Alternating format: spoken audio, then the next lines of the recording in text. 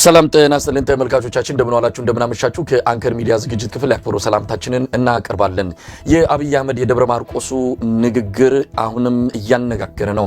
የጥላቻ መልእክት ተደርጎም ተወስዷል።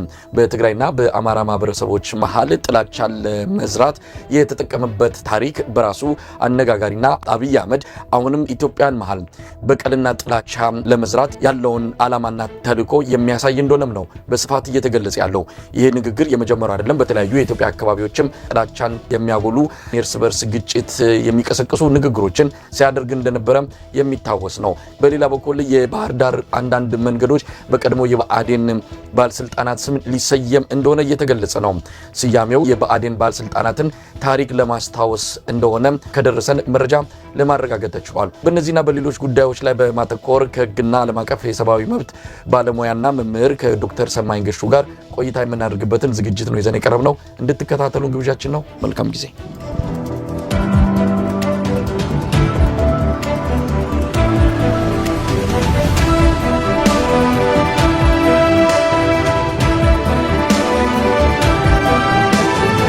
ጤና ይስጥልን ዶክተር ሰማይ። መሳይ እንደምን አለ? ጤና ይስጥልኝ። ደህና ነው ወይ?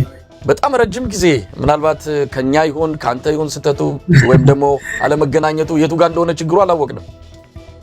ያው ከኔም ቢዚ ሆኜ ነው። እንደገናም ደግሞ ያው አጋጣሚ እንግዲህ በአንዳንድ ጉዳዮች ላይ መነጋገር የምንችልባቸው ጉዳዮች እድሎችን አልተጠቀምንባቸው።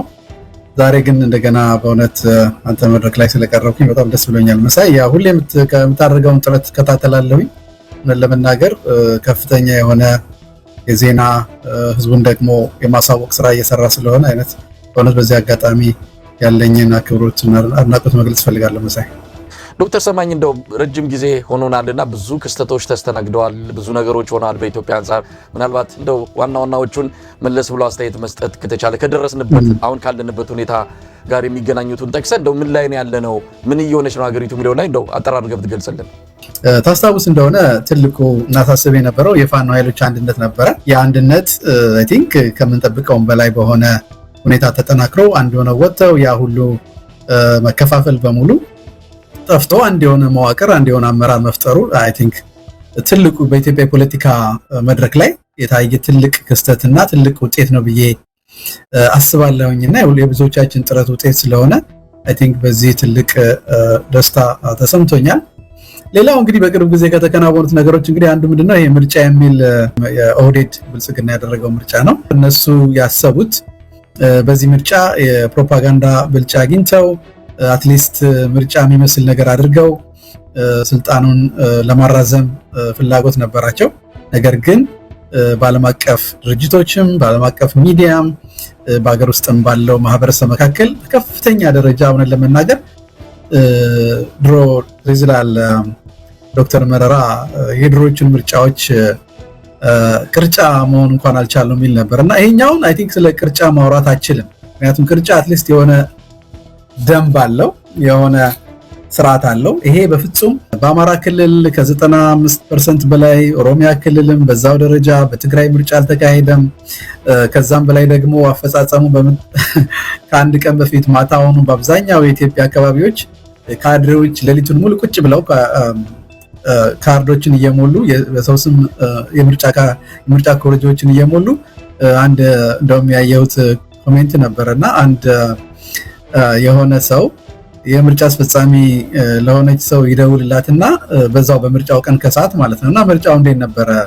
ምክንያቱም የፋኖ እንቅስቃሴ ስላለ በአማራ አካባቢ ሲጠይቃት አይ እኛ እኮ ምርጫውን ማታ ጨርሰን ዛሬ ረፍት ላይ ነኝ አለችው። እና በዚህ ደረጃ የተዋረዱበትና ምንም አይነት የፖለቲካ ውጤት ያላገኙበት ምርጫ ነው። ያው ምልህ ተመረጥን ብለው ሊቀጥሉ ይችል ይሆናል። ነገር ግን ምንም አይነት የፖለቲካ ማለት ከምርጫው በፊትና ከምርጫው በኋላ እንደውም የበለጠ የፖለቲካ ኪሳራ ያስከተለባቸው ሁኔታ የፈጠረ መሆኑ አንዱ አይ ቲንክ የህዝባዊ ትግሉ ውጤት እንደሆነ ነው ማስበው። ሌላው አሁን እያደረጉት ያለው ይሄ ምክክር የሚባለው ነገርም ውጤት እንደማይኖረው በብዙ አቅጣጫዎች እያየንበት ያለ ሁኔታ ነው ያለው። ምክንያቱም ለሶስት ዓመት አጀንዳ የሰበሰቡ ሰዎች በ3 ሳምንት ተወያይተው መፍትሄ ሊፈልጉ ማለት በአጠቃላይ የካድሬ ስብስብ ተሰብስቦ በኢትዮጵያን የፖለቲካ ጥያቄዎች ምንም አይነት የፖለቲካ ኃይሎች ተሳትፎ በሌለበት ሁኔታ የሚያደርጉት እንቅስቃሴ ምን ውጤት አይኖረው እና እንደማይኖረው የታወቀ ነገር ነው። ይሄም ያው ህዝባዊ ትግሉ የደረሰበት ሁኔታ ያሳያል። ሌላው እንግዲህ ትልቁን የማስበውና አሁንም አይ ቲንክ መጠናከር ይኖርበታል ብዬ ማስበው በተለያዩ የፖለቲካ ኃይሎች መካከል ያለው ልዩነት እየጠበበ መጥቷል። ቢያንስ ፊት ለፊት ወደኋላ የምናነሳው ነው አብይ አህመድ ትልቁ በስልጣን ላይ ለመቆየት የሚያስበው በኢትዮጵያ ማህበረሰብና የፖለቲካ ኃይሎች መካከል ልዩነትን በመፍጠር ጥላቻን በመፍጠር በመከፋፈል ስልጣን ላይ በብዙ መልኩ እየተቀየረ ያለ ሁኔታ ነው ያለው። አትሊስት እነዚህ የተለያዩ የፖለቲካ ኃይሎች መቀራረብን የፈጠሩበት ሁኔታ አለ። ቢያንስ ግን አብይ አህመድ በቆፈረው ወጥመድ ውስጥ ከመግባት እየተቆጠቡ አንዱ በሌላው ላይ የሆነ አሉታዊ የሆነ ፕሮፓጋንዳ ወይም ደግሞ አስተያየት ከመስጠት ተቆጥበው እንደውም በአንዳንድ መልኩ የትብብርና አብሮ የመስራት ሁኔታዎችን እያየንበት ያለ መሆኑ አይ ቲንክ ትልቅ ድል ነው ብዬ አስባለሁ። ለትግሉ አንድ የሆነ አይ ቲንክ አዲስ ምዕራፍ ነው ብዬ አስባለሁ። ምክንያቱም እንደምታውቀው በኢትዮጵያ የፖለቲካ ሁኔታ ውስጥ ትልቁ የኢትዮጵያ የፖለቲካ ለውጥ የሚያዘገየውና ከፍተኛ የሆነ ችግር ውስጥ የሚያስገባው የዚህ የአምባገነኖች ብርታት ወይም ኃይል አይደለም። በተለይ በተቃዋሚ ደረጃ ያሉ የፖለቲካ ኃይሎች አለመተባበር ነው እና ያንን ነገር አሁን በተወሰነ ደረጃ እየተሰበረ ብዙ ማህበረሰብ ክፍሎች እየተረዱት የመጡ ይመስለኛል። ምንድነው ብዙ ጊዜ የብዙ ሰዎች ችግር ምንድነው በእነዚህ ማህበረሰቦች ወይም የፖለቲካ ኃይሎች መካከል የፖለቲካ ልዩነት መኖሩ ሀቅ ነው። ነገር ግን እነዚህን የፖለቲካ ጥያቄዎችን የምንፈታባቸውን ሁኔታዎችና አማራጮች አካሄዶችን መዘርጋት እንጂ ዋናውን ጠላት ወይም ደግሞ ከአብይ አህመድ የከፋ ጠላት በአሁኑ ሰዓት ለማንኛውም የህብረተሰብ ክፍል የለም። ለአማራ በለው፣ ለኦሮሞ በለው፣ ለትግራይ በለው፣ ለሌላውም ማህበረሰብ ከአብይ አህመድ የከፋ ጠላት ስለሌለው በዚህ ጠላት ወይም ደግሞ በአብይ አህመድ ላይ መተባበር ግዴታ ነው።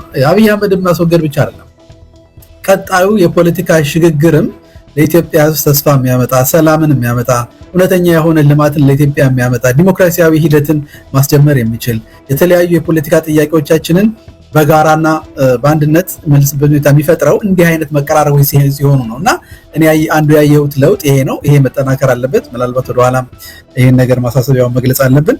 ሌላው እንደምታውቀው የአፍሪካ ቀንድ ሁኔታ የፖለቲካ አሰላለፍ እውነት ለመናገር ለትግሉ በሚረዳ ደረጃ እየተለወጠ ነው ያለው።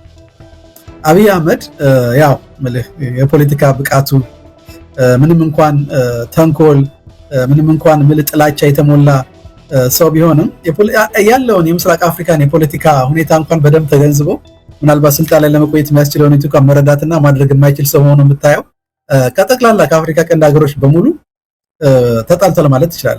ኤርትራ ጋር ያለው ነገር እንደምታውቀው ያለበት ሁኔታ አለ። በተለይ አሁን ደግሞ ከሱዳን ጋር ከግብጽ ጋር ከሌሎችም ሀገሮች ጋር ያለው ሁኔታ አይ ቲንክ በተለይ ደግሞ የለውጥ ኃይሎች ወይም ደግሞ የተቃዋሚ የፖለቲካ ኃይሎች እኔ እንግዲህ ሁሌም እንደምለው ከማንኛውም ኃይል ጋር መተባበር አለባቸው ብዬ አስባለሁ።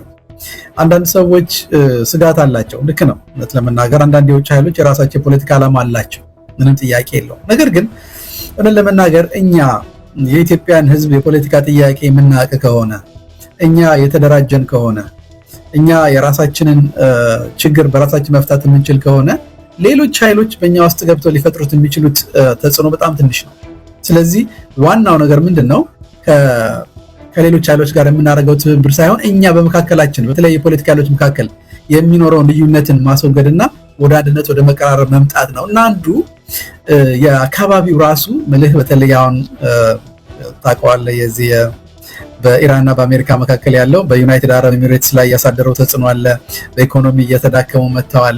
አብይ አህመድ ደግሞ ላይፍ ላይኑ ነው ለአብይ አህመድ እና ለአርኤስኤፍ ለሚባለው ለሱዳኑ ሸማቂ ኃይል ወሳኙ የመሳሪያና የገንዘብ ድጋፍ የሚሰጠው ከዩናይትድ አረብ ኤሚሬትስ ነው።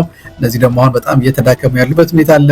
በዚህ ምክንያት አይ ቲንክ እነሱም አሁን ነገሮችን ለማርገብ ከግብፅና ከሱዳን ጋር አብሮ ለመስራት እያሰቡበት ሁኔታ አለ እና ይህም በምታይበት ጊዜ እነዚህ በሙሉ ተዳምረው ስታይ ለለውጥ የሚያስፈልጉ ሁኔታዎች በከፍተኛ ደረጃ እየተሟሉ ያሉበት ሁኔታ ነው። በተለይ ደግሞ ትልቁ ነገር ምንድነው ለመናገር በእርግጥ ያሳዝናል። ኢትዮጵያ ውስጥ ያለው የኢኮኖሚ መላሸቅ፣ የኑሮ ውድነት፣ የሰላም መታጣት፣ ወጥቶ መግባት አለመቻል በምታይበት ጊዜ ለመናገር ለውጡ በቃ የለውጥ ፍላጎቱ በጣም ከፍተኛ የሆነ ደረጃ ደርሷል።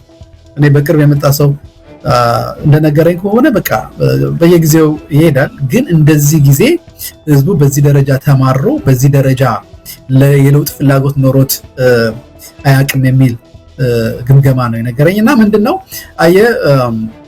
አትሊስት ቀደም ሲል አንዳንድ ሰዎች ከፖለቲካ ነፃ በመሆን የራሳችን ኑሮ እንኖራለን ወይም ደግሞ ያው ምልህ ዞሮ ዞሮ የኛ አንዱ ችግራችን ምንድነው እኛ እስካልተነካን ድረስ በሚል ብዙ ጊዜ ሰው ቆሞ ይመለከታል ሁሉ ነገር። ነገር ግን አሁን ሁሉም ቤት አንኳኩ።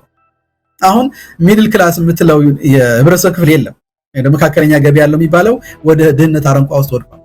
ጥቂቶች ናቸው ምልህ በዘር ተደራጅተው አገሪቷን እየዘረፉ ያሉትና ስልጣኑን የተቆጣጠሩት ጥቂት የፖለቲካ ኃይሎች ናቸው። በተለይ ደግሞ የኦህዴድ ብልጽግና ሰዎች በተለይ አሁን አዲስ አበባ አካባቢ ከፍተኛ የሆነ ምሬት ተፈጥሯል። ዘረኝነቱ ጣሪያ ነክቷል። ምልህ በሁሉም መስኮች በኢኮኖሚ በለው በንግድ አካባቢው በስልጣን አካባቢ በምታይበት ጊዜ በቃ ህዝቡ መግቢያ መውጫ ያጣበት ነው ያለው።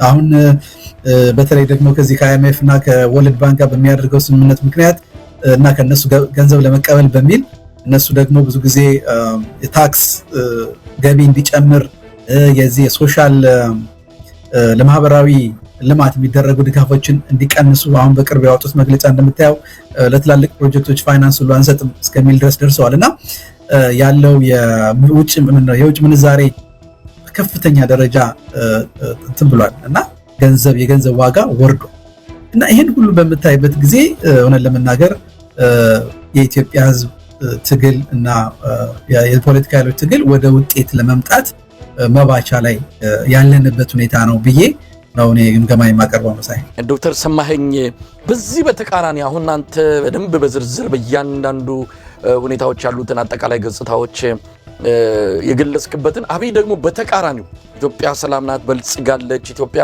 አሁን በአሁን ሰዓት ባለው ሁኔታ የሰላሙ ነገርም እየተሻሻለ የመጣበት ነው። በአርባ ምንጭ ሄዶ የተናገረውን ታስታውሳለህ። ኢትዮጵያ አምሮባታል፣ ውጭ ያላችሁም ወደ ሀገር ቤት ተመለሱ፣ እያደገ የሚሄድ ሀገር ነው መታችሁ አብራችሁ ማደግ የምትችሉት። እኛ የጽድቅ ስራ እየሰራን ያለ ነው። በምድር የምንሰራው የጽድቅ ስራ በሰማይም ተመሳሳይ ዋጋ ነው የምናገኘው። እንደዚህ አይነት ንግግሮችን ነው የሚናገረው። የተቆጣጠራቸው መገናኛ ብዙሃን እውነት ለመናገር አንዳንዴ ስለ ኢትዮጵያ ህዝብ ነው ወይ የሚያወሩት? ስለ ኢትዮጵያ ህዝብ ነው ወይ የሚናገሩት? ወይስ ስለ ሌላ ኢትዮጵያ የምትባል ሀገርና ህዝብ አለ እኛ ማናቀው ለማለት እስኪቀረን ድረስ መልእክቱ በዛ ዙሪያ የተቃኘ ነው። ምንም መሬት ላይ በሌለ ሁኔታ ነገሮች እየገፉ መጥተዋል። አሁን እንዲሁ ዝም ብሎ በዲስኮርና በማይጨበጥ ተስፋ የኢትዮጵያን ህዝብ እያሞኙና እያደነዘዙ መቀጠል ማይቻልበት የመጨረሻው ምዕራፍ የተደረሰ ይመስላል።